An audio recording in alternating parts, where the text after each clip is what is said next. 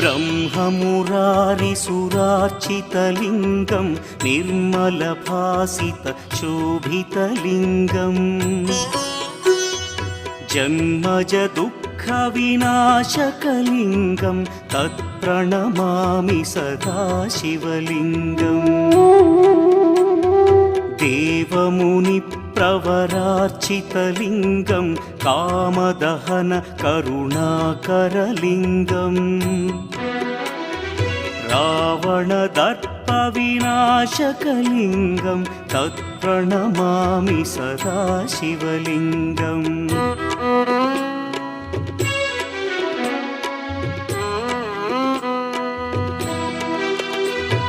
सर्वसुगन्धसुलेपितलिङ्गं बुद्धिविवर्धनकारणलिङ्गं सिद्धसुरासुरवन्दितलिङ्गम्